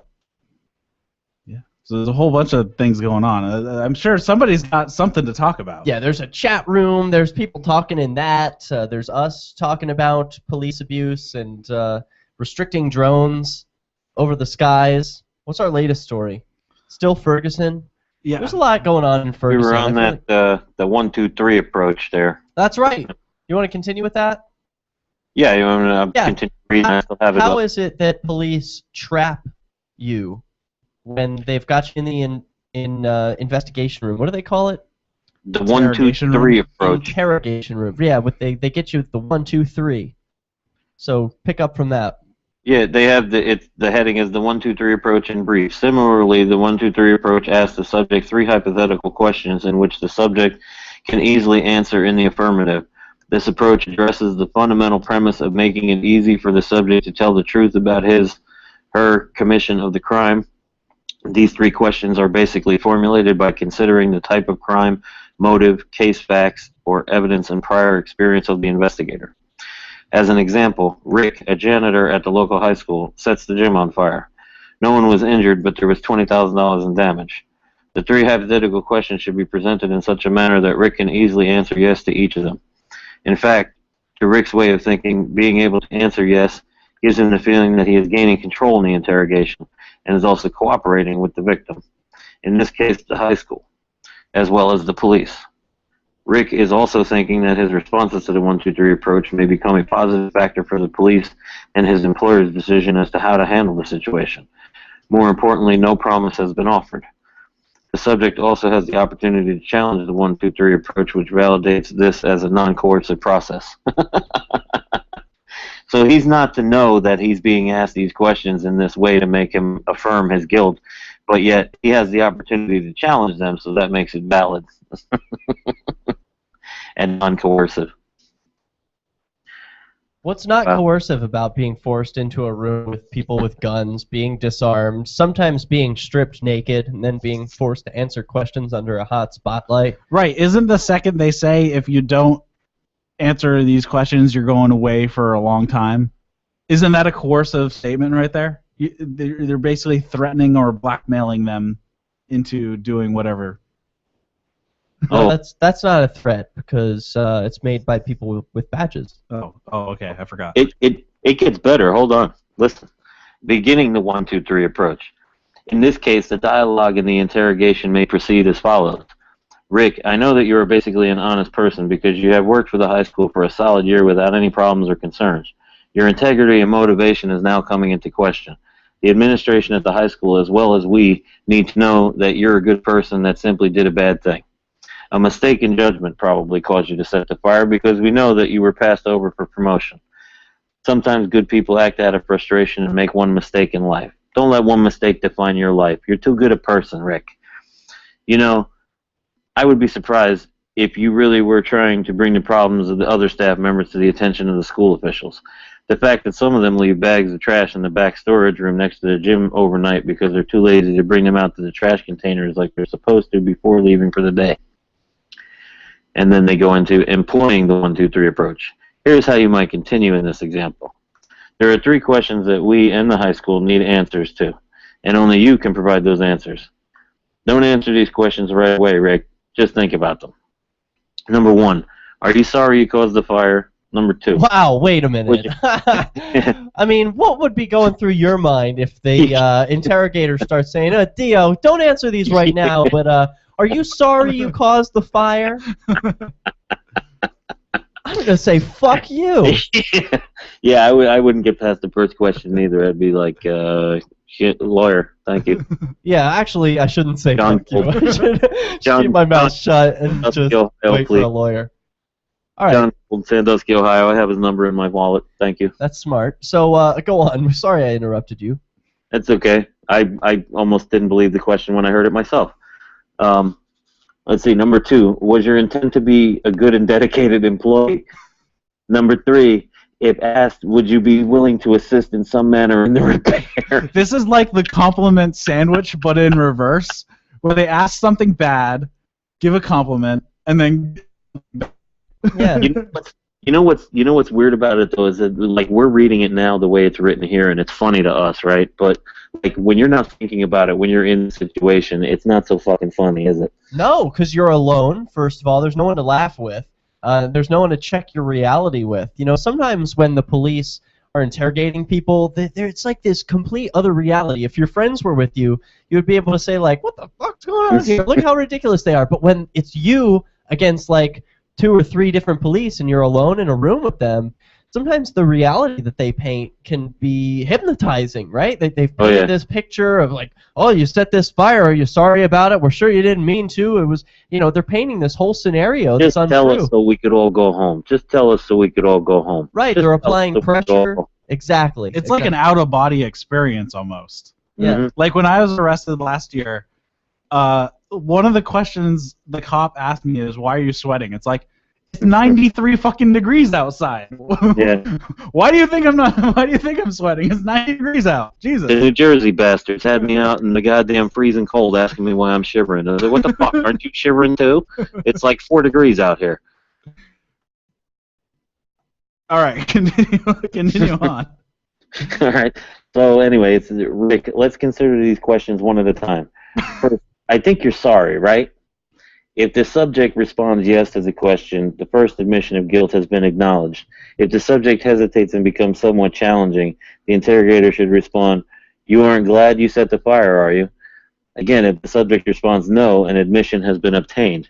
Right. See, now this is like the total like trap here, is that you've first asked, you know, if you do a positive, you're guilty, and then the next question is make sure it's a negative. Because then they'll be because if they figured out the first question, then they'll figure out the second one right away. But you're like twisting it. That's smart. Yeah, good to point that out. It is a trap, and if people can notice this pattern of asking the positive and then asking the negative reverse of that question, they can see that they've trapped you on both sides. And so the correct answer is to not answer, not speak, ask for your lawyer, and remain silent. So that was kind of the thing that I was saying before.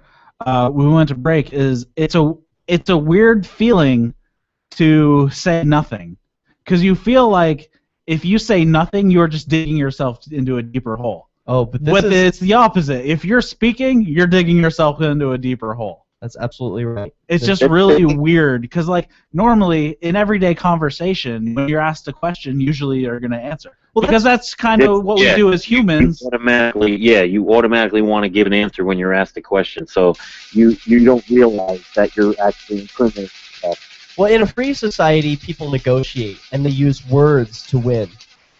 With state societies, they use violence to win. That's why it's so uncomfortable. We have to train ourselves not to speak when in conflict with the state. Definitely, and that might be something people can do is kind of work through these situations before you actually need it. All right, we got to head break. You're listening to CopBlock Radio Show.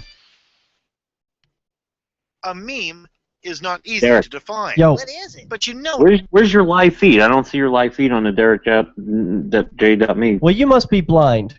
I mean, I see it says Derek J Live, but when I click on it, I get a picture of a girl. What? There's a picture of a girl, a microphone, and it says Police State Monday, Angel Clark Show. Here, you go down. Let me double check. I'm going to DerekJ.me right now, and if I see our broadcast, I am going to... There it is, right up at the top. Badges don't grant extra rights. You scroll down a little bit, you see Ferguson protests evolve, CopBlock Radio. Nope. And then you click click the... Go to DerekJ.me and then hit F5 twice. Well, we got an unknown caller. Should we answer? Sure. All right. F5 twice, you said? Yeah, that will refresh everything. Oh, good thinking. Yeah, it probably wasn't published when he went to the website. Hey, caller, you are on CopBlockRadio, but we are on a commercial break at the moment, so you might want to hold your thoughts. But tell us what you plan to talk about. Well, this caller would like to be called devil's advocate. Oh. I should like to interrogate you, DJ. Can't hear him. Derek J, that is. Oh. About Ferguson. Okay. And I don't use guns as unless you call it, if I can call that my verbal weapon, because I don't own a gun. Okay. And the reason why I brought that up with you on another show was because there's this meme of me on Free Talk Live webpage that you're a host of, and one of your fellow hosts that calls himself a minister. Yeah. Posted a John Deere tractor jacked up with like machine guns. Oh, okay. I don't own a gun. I did grow up in farm country though. Okay, I do know what a John Deere is. You can tell us about how you don't own guns. Just please hold. No, I don't. That was between me and you. Oh, okay. Because that's why I brought up about talked about guns with you once. Hey, one of our co-hosts can't hear you, so I need to resolve that problem before we come back. Please hold. No, it doesn't. It has nothing to do with you, your co-host. I just don't I'm talking about one of the co-hosts Oh, on I the get show it. right You want now. to hear what I'm having to say. I get it. You can't hear me. I get He it. cannot hear you. Please hold. I'm glad he didn't hear what I had to say. This is not. I'm not talking about Ian. I'm talking about Dio. I know that because you don't want me to talk about him. No disrespect. You don't know who Dio is, do you? That's right. I once joked about how you should take over a program because you're interesting. Well, I appreciate that. And you laughed. Those guys, they come on there and are like, dude, what do you want to talk about? I don't know what you want to talk about. What you wanted to talk about. That was the first time I ever heard the show. That was what their conversation I've was always like. got my show prep ready. Anyway, I know that. Here's now. I like you. Dio, can you hear our caller now? I've changed a setting. You still can't hear him? Now I will tame my tongue. No, he is speaking. He's speaking at the same time as you. Dang. Nope. Okay, well. That's not good. I can't hear Dio. Nice to meet you, Dio. I want to grill too DJ, thrilled with though. me, I guess. Can I call you DJ? It's easier. He doesn't like you. No one likes each other here. We're all enemies. No, No, I didn't say that. I didn't mean it like that. I'm just kidding. Relax. All right. Interesting. But Dio, That's what I like. We're gonna let James be a co-host for at least I will, and then Eric can tell us. Oh, I'll be interesting. I guarantee you about that. I'm gonna try to listen on LRN. Yeah. Jump off for a little mute bit my- and listen, and then call back in when you feel like it. Okay, Dio? We'll put you back on whenever you want. I'll just mute Oh my my mic. God! Is that the other host that is? You have to share a line and you have to dump him if you take a caller. Yeah, not usually, because he is on Skype and you're on the phone. Oh, well, hold on. We're coming back. Oh my God! Let's go. LRN.FM.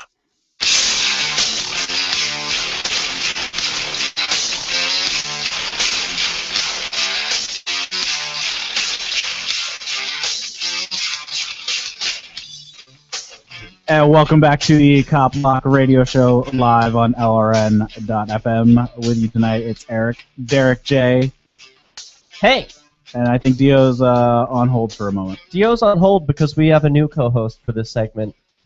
Hey, Devil's Advocate, you are on CopBlock Radio. Hey, Derek J. If you want to see more stories about cop abuse, you can check out. Well, you remember me posing a question to you about how it seems to me that sometimes you kind of live for this kind of stuff. Speaking of Ferguson. No, I have no idea what you're talking about. I don't live for violence. I live for peace. Okay, I just quoted you from about a half hour ago. If you want to see more stories about cop abuse, you can check out, I think it was CopBlock Live or whatever, the .com.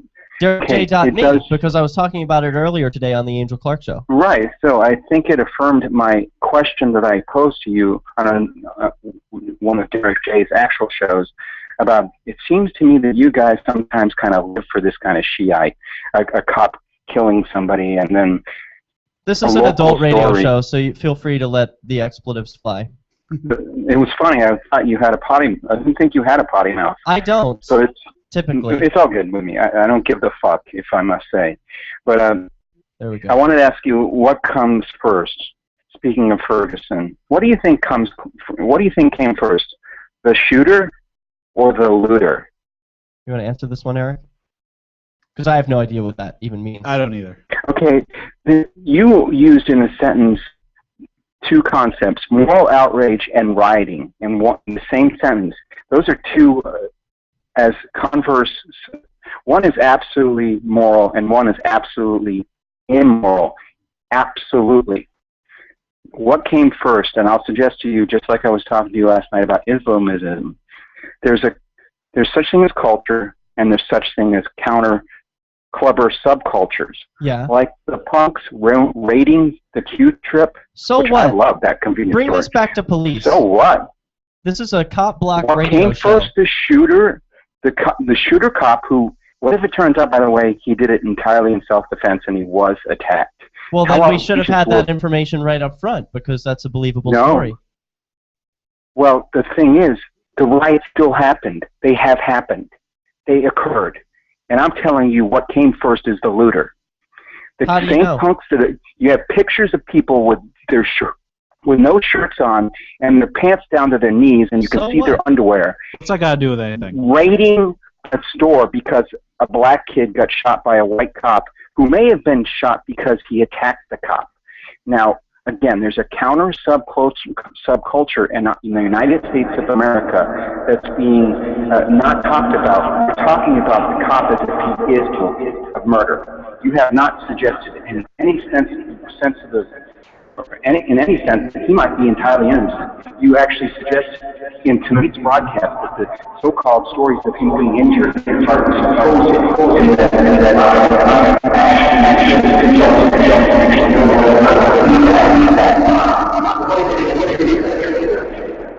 It kind of drifts off.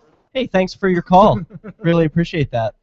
Yeah, I sort of lost him there. I was following for a little while, and then it just sort of drifted off into nonsense. So This is about so much more than what started it, pal. So don't even go there, okay? Right, it gets It's very got no- tangential. It's It's got nothing really to- hard to follow James because he never stays on one path. He's like friggin' like the tree. I try and follow. I know. Well, then I get he's like a lost. family tree, and he's just like running down random paths. I really wish I could give him airtime so he could make a coherent thought and express. But that's the problem. He started off and stopped halfway into it. Like the first thing that he said, he stopped halfway into the sentence and moved on to something else. Right. Didn't finish the first sentence. Anyway, I appreciate your calls, James. Came Thank first, you. the looter or the shooter? Yeah, I don't know what that means, but it's an interesting question. Sounds good. But as far as the looting and riots, that's just stupid, and I don't know why. I don't know why people would do that. Well, I can kind of understand it, but some people have said that the looting and the burning of these convenience stores has drawn the attention of the media onto Ferguson, whereas they probably wouldn't be as interested if it were just another black teen killed by a cop. That's a pretty normal news story. What makes Ferguson different is that there are riots in the streets. right. So I think that's kind of where the whole Ferguson thing kind of skews off to uniqueness, is because of the response, and then, like I said at the beginning, that the longevity of it is because of how the police responded to the response. Well, here comes something for you too. Okay, apparently, I mean, because I'll admit I didn't know where Ferguson was until I looked it up. Okay, after all this started and stuff, and the whole, I mean, the St. Louis area has a history between the police and the community as being volatile in the first place. Okay, so I mean, there was a story not too long before this actually broke into rioting and things like that was saying that there were two police in a nearby community that were being charged with dealing heroin. So now these police are here policing an area that they know is bad, and here they are helping to make it worse by dealing drugs in the same neighborhoods. Right. Like, for any of these, I don't think this situation is overly unique. At least the events running up to what has happened since. But it's just like one of these perfect matches that go off. Well, another one is that they attack the media. The police straight up attacked the media, throwing tear gas canisters at Al Jazeera, arresting a journalist from the Washington Post and his friend. I mean, that has perpetuated the longevity of it. Right, that's what's going to get the mainstream media attention when the Associated Press comes out and says that the chief of police has committed a crime. I mean, that's what essentially these news organizations are saying. These are false arrests. That's crime. That's why I say that this is about so much more than that which started it at this point, because it's, to me especially, it's more about that than anything else, because we're not ever going to really know the truth about what actually happened.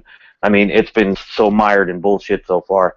You know, nobody really is going to know in the end what exactly happened. So they're going to give us some official version. We're either going to accept it or not, and then, you know, we'll have to move on from there as far as that particular situation goes. The bigger problem is tyranny trying to stamp out freedom of press and freedom of speech. Right, and at this point, I think the shooting is a moot point at this juncture. Mm-hmm. Really? Then what's it about? Well, no, now about the riot police now and the presence of the now military? It's the response. Yeah, it seems now like it's about martial law and how far they're willing to take that. You know, how much does this resemble to you like a Boston Massacre type scenario where there's a bunch of redcoats and they're firing on the people who live there? It just seems a lot to me like an American Revolution type thing. And I'm not suggesting that anyone use violence or spark a revolution. I'm very against that. I want to be clear. When I heard that the National Guard was coming, my first thought was, we know all too well in Ohio what happens when the National Guard comes. 4 dead in Ohio. Okay, Kent State University, 1971. Okay. We know what happens when the National Guard comes in. Right, and I think... actually, there was less violence when the National Guard came in this case, right? Because in this case, it was the police who were instigating the violence. You know, I think it was a little bit, more two-sided in Kent. Yeah, I haven't been overly up on what the past couple days have been like. I've seen pictures, and I think they're still tear gassing people in the evenings. Well, yeah. Well, hopefully we'll see more thanks to Jacob Crawford of We Cop Watch, who's handing out video cameras. Right, and have you seen Vice? Yeah, Vice has done some beautiful footage. They've been doing live, they've had a live they have like stream 4-hour videos of just live, like one of the reporters got shot by a rubber bullet and hit with a tear gas canister on the live stream. So I think that's really the huge problem is now the media is being attacked, and today there was somebody recording and the cop said, "I will fucking kill you if you don't get moving." It's like, really? That's your response? Okay. All right, we have to head to break. You're listening to the CopBlock Radio Show on LRN.FM. Ross Ulbricht was arrested by the FBI in 2013 and charged with victimless crimes in relation to allegedly operating the Bitcoin-based Silk Road black market. He has been in a prison cell awaiting trial ever since. If he did it, he's a hero for making the black market a safer place. If he did not, he's a man wrongfully accused. Either way, if you love freedom and want to end the war on drugs, Ross and his family need your support. You can learn more and help fund his defense at freeross.org. That's freeross.org. Hi, I'm Derek J. To me, an activist's calling is to actively work to advance a cause. The cause for which I work is personal freedom. I believe my life is best when I engage in voluntary interactions and self-government. I reject the idea that anyone else has a higher claim to my life or my body than I do. I see people who call themselves the government as a threat to my personal freedom. I realize you may feel differently, but my relationship with the people who call themselves the government is completely involuntary. If Starbucks used some of its money to drop bombs, I wouldn't shop there. So why would I support the American empire? The empire does not require my consent. Derek J's Victimless Crime Spree. Watch it for free and order the Director's Cut DVD at victimlesscrimespree.com. That's victimlesscrimespree.com. Imagine someone in your community getting in their car, turning on the radio, and hearing the Liberty Radio Network. You can make that vision a reality with your own micro radio station. Visit broadcast.lrn.fm to learn how you can put our programs on the air in your area. You can have LRN.FM running around the clock.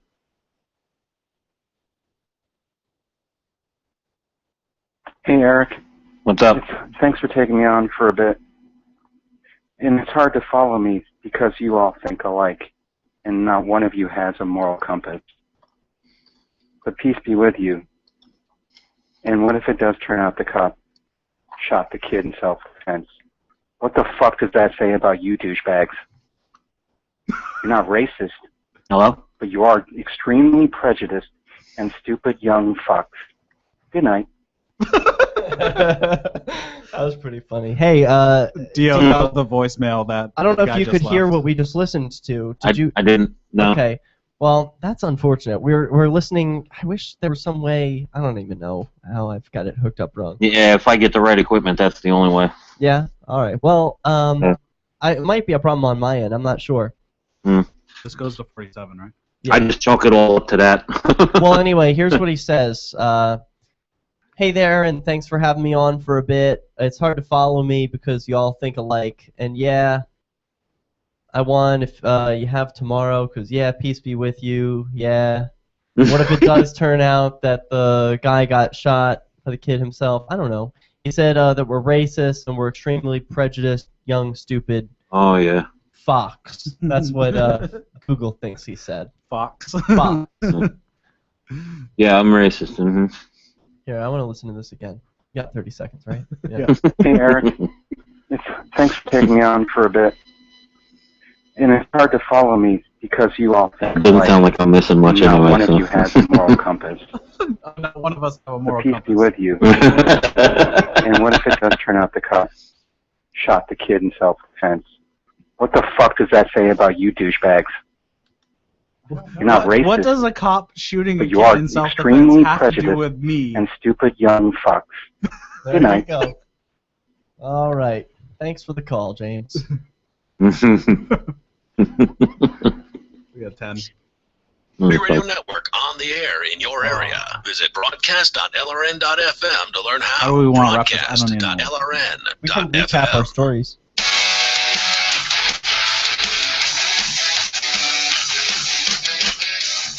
Welcome back to the CopBlock Radio Show live on LRN.FM. I am your host, Eric. And with me tonight, I have Derek J. and Dio. What's going on? We had a lot of interesting things to talk about. Today? Yeah, we talked about a lot of crazy stuff. Of course, Ferguson is the big news. That's not going away anytime soon. We talked about interrogations, how to protect yourself from police interrogations. If you know what they're up to, maybe you can better protect yourself. We also talked about We Cop Watch, handing out video cameras to people of Ferguson. Hopefully we'll get some good video from them. The Shire Free Church and the Peaceful Assembly Church have been given notice that the police are going to be coming after them eventually, that they are not tax exempt, and so we don't quite know exactly what's going to happen or what the best strategy is. We're still looking for ideas on that, so submit your ideas to... Last I heard, it takes them like 3 years to even get after you. And typically. In this case, the church is paying at least a partial of the bill. Right. So maybe that might put it off to a 4th year, because eventually you'll pay at least 1 year's worth. We also talked about tear gas and how that is considered a weapon of war. The international community Is a banned weapon of war. Yes. It recognizes it as a chemical weapon that is forbidden to be used in war. However, it can be used on the streets of Missouri if people get a little too rowdy. Also, we talked about the Central Park 5 and Tom Zebra giving up one of his drone cameras. And now I've got this story, which comes from MSNBC. Well, actually, the freethoughtproject.com is who reported on it. But an MSNBC host said, maybe cops need military gear to deal with people who don't trust police. Those must be some really shiny boots you're looking there. Yeah.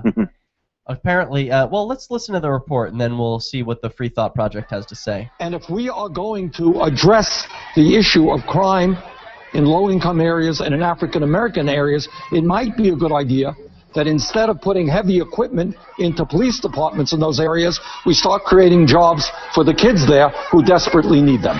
Senator, what about the equipment? The president said that this may be addressed by Congress on a bipartisan level. But the Department of Homeland Security recently came out with a report saying that the biggest threat to our security is here within our own borders. There's a lot of anti-government groups that have propped up in this country, hate groups that have propped up in this country. I wonder why. And law enforcement, in respects, feels pretty much outgunned, and they want to be prepared. Is it the equipment, or is it the use of the equipment that's the issue, in your opinion?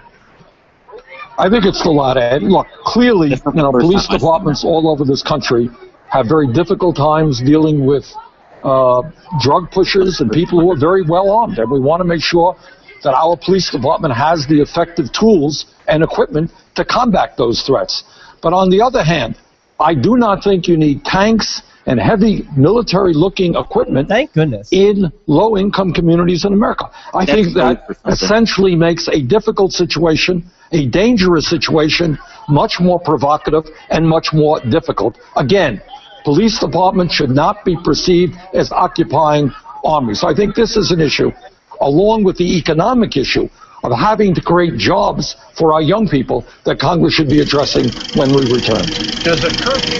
So they're saying right there that the police shouldn't look like occupying armies, yet they are wearing camo, they have gas masks and helmets, and they're completely decked out in various fatigues and military equipment. There's code in there, guys, too. I've heard that before. That's not the first time I've heard that phrase used. I can't remember where, but I heard another report talking about where is it the equipment, or is it the way it's used. I've heard that used before, almost as if the people asking this question are trying to lead the police to an excuse to have the equipment, so long as they're using it properly. Right, but that's the thing. The proper use of the equipment is the problem. Yeah, I know, but be suspicious of that, I'm saying. Right, I think it's really ridiculous. And one of the things they're not addressing is how many people are actually going straight from military to law enforcement. Yes. It's like, what do you expect to happen if somebody has been in Iraq for the last year doing whatever, and they come back into law enforcement? What do you think they're going to do? They're going to act like they're still in Iraq.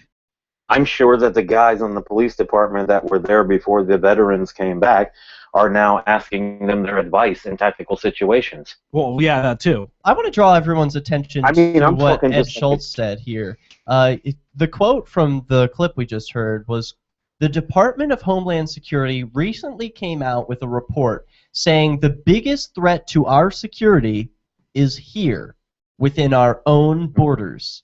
There's a lot of anti-government groups that have popped up in this country, hate groups that have popped up in this country, and law enforcement feels outgunned, and they want to be prepared. Now, isn't the whole point of democracy and being able to bear arms is to make sure that the government fears the people? Well, they feel outgunned, and they want to be prepared.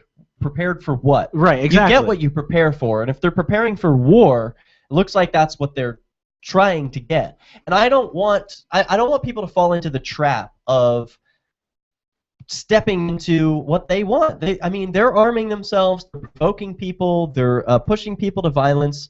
Don't let them goad you into a war.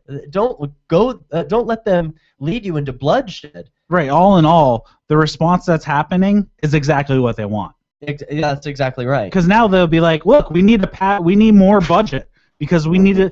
This is a little dinky town of 21,000 people. So every town of 21,000 people or more, they all need all this heavy equipment because it could happen here. Right. And how outgunned do they feel? I mean, seriously, the U.S. military is the biggest army by far in the world, spends more than every other country combined every year. And as the freethoughtproject.com writes, Ed Schultz, would you kindly point us in the direction of the nearest anti-government group in possession of an MRAP? That's why I'd like to take this opportunity to thank all my cop blockers from Ponte in Oregon to Kelly Patterson in Nevada, to Jose and the boys in Texas, Pete out in New Hampshire, all you guys out in New Hampshire, Mike Burns down in Florida, Carlos Miller in Florida. You guys are the front line, so thank you for being there.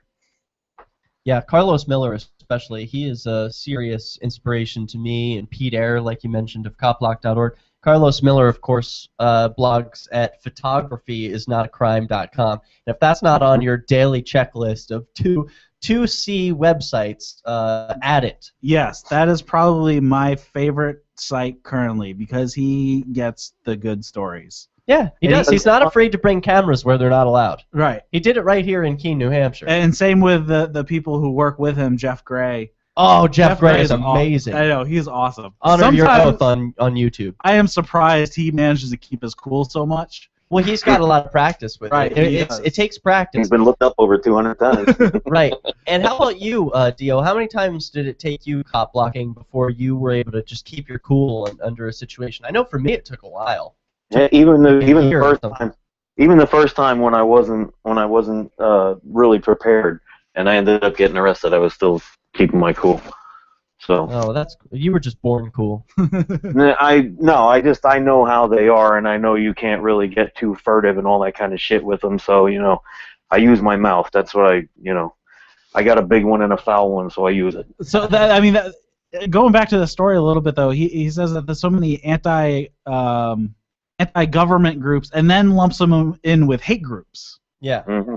It's like two totally different topics. It's like people just hate the government. There's no legitimate reason. It's like for the same reason that they just hate black people. There's no reason. It's just totally a made-up bigotry. No, there might be a very good reason why people are disappointed with the government. There happened to be a military occupation of a perfectly regular town, Ferguson, Missouri, and the rest of the towns across the U.S. who are getting Bearcats and tanks and MRAPs. They're seeing their local police armored up to the teeth, and they're saying, "Hey, wait a minute! I don't want to pay for that." Right, and they switch their uniforms from a white shirt with black pants to all black. Or from you think blue. That's not intentional? That is completely intentional because they want to look more militaristic because that's exactly the persona that they want out there. They want to look badass. Well, it takes a certain kind of person to become a cop, and I hope that if there are any police listening, they do check out the Leo's page at CopBlock.org because there are some good ones out there. So we're not talking about you. All right, that's all the time we have for the CopBlock Radio Show this week. Be sure to check out Derek J at derekj.me. You can check out my new project, Liberty Bits, where I've been cutting up a whole bunch of Liberty shows into smaller digestible pieces. And join us next week. And remember that badges don't grant extra rights. The warning signs. Well, good night, guys. Good night, Dio. That was Later. fun. Thanks, man. Yeah, great show. Likewise. Loved having you on. You're always good.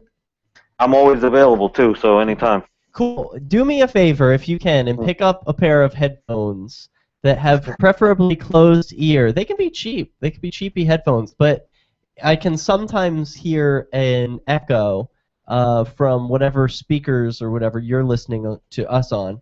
So that would just enhance our audio quality just a little bit, and it would be much appreciated. Okay. Radical, man. I'll see what I can do. Yep. Cool. Chat with you later. Peace. Okay, man. All right, very good. And I'm closing out here, ending the recording. All right, and I'm going to end this broadcast and thank everyone who was watching at home. I'm going to flash up my QR code here one more time so that if anyone enjoyed this production, you can scan this QR code and send me some Bitcoin. I really appreciate it. Thanks. Or radio affiliates, no worries. You can listen to LRN.FM from any phone, anywhere. Add this number to your phone, 213-493-0309. It's a long-distance call, so make sure you're familiar with your phone.